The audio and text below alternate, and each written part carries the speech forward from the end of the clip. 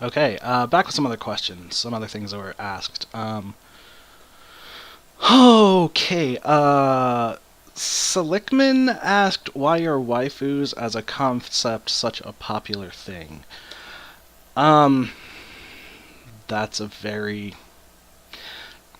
I don't really... okay, alright, I don't really know. I'm not...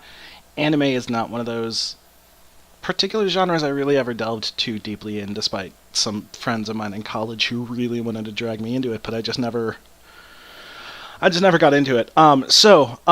But um, like from like just from a general concept, I mean, just as like why people get attached to fictional characters in general. Um, I mean, like that's sort of what fictional characters are written to be. For you to for it to be like fictional characters are supposed to be, you're supposed to be like invested in them emotionally. I mean, that's what they're written for, right? I mean, that's kind of the point. And I feel like it's then there's a point like when people get invested in a fictional character, then there's something about how a fictional character as something like as a concept as opposed to an actual person is easy to get attached to and invested in, like, emotionally. So sometimes that's easier to do, I guess, romantically. I mean, it's not even necessary. Like, I mean, it's not just waifus in anime or video games or whatever. I mean, there's also, if you're like the sheer number of women who are like, "Oh, Mr. Darcy." Like, I mean, it's the same thing. It's getting attracted and connected to a fictional character, which in a way, part of it is because they're presented in a certain way, but also part of it is that it's easy to fill in the gaps about a character in ways that appeal to you. Like, I mean, I mean, because we never get the full story about a character. And they're not a complete human being as a person you would actually date is. So, I mean, it's easy to, excuse me, it's easy to, like, take this character who's this narrow, this narrow portion of what they are, and then expand it to fit what you're looking for. Um, and I mean, that's kind of, I mean, that's it's an easy thing to do. It's an easy way to, um, like, idealize a character. And I mean, it's not even necessarily just fictional characters. It's also, people can do it with celebrities. I mean, people can do it with people on the internet. I mean, it's definitely a thing that happens. It's not unheard of. It's not a difficult thing to do. I mean, yeah. I mean, so that's my answer to that, which was 4 minutes long and way more than I really should have spent on it. Then I have some questions from Thoughtful. Um, what is the line between a big taco and a little burrito? Okay, I mean, obviously the line between a big taco and a little burrito, a lot of it is in how it's presented. I mean, it's in that wrapping of the burrito. You're not gonna, like, if it's wrapped, I don't care what size it is, it's a burrito. If it's just folded over, it's a taco.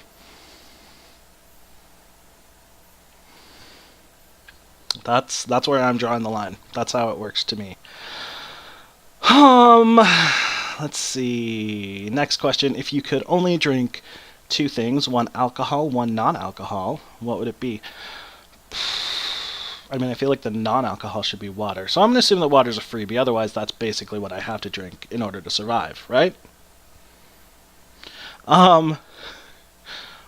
Non-alcohol. I mean, alcohol. It would be a gin and tonic. That would be my go-to. That would be what I would choose because it's a good choice. Non-alcohol.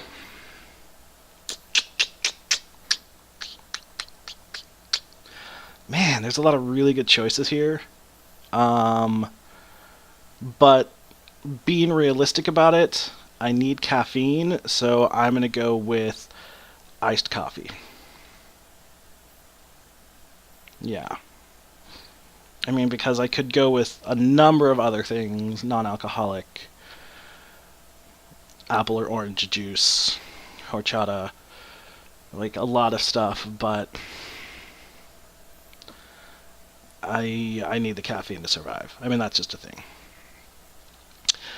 The last book that made you mad and the last TV show that made you really happy.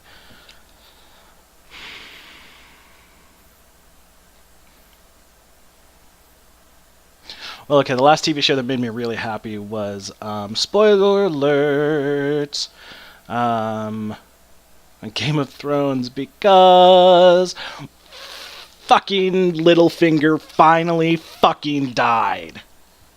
Fuck that guy. The last book that made me mad? Oh, man, I mean, the last book that made me mad was, The Thorn of Emberlane by Scott Lynch. And the reason why it made me mad is because it is not out yet. I have a thing where I apparently get latched on to series before they're finished, and then when they get delayed, I'm like, why did I do this again? Yeah, so that would be my answer there. Next one is read a short gender-bent monologue, which I should have figured out before I started recording this, so I'm going to pause really quick and get that. Wait, are you going to pause? Okay, I'm back. I am going to read a short monologue from What to Do About Nothing, Beatrice, because Beatrice... I love her. What the shit? I just looked at this page and it's like age range 13 to 19. Okay. What fire is in mine ears? Can this be true? Stand I, condemned for pride and scorn so much? Contempt, farewell, and maiden pride, adieu. No glory lives behind the back of such.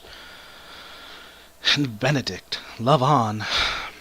I will requite thee, taming my wild heart to thy loving hands. If thou dost love, my kindness shall incite thee to bind our loves up in a holy band. For others say thou dost deserve, and I believe it better than reportingly. No, that was not great. I don't know. I could have done better. I don't know. I don't know.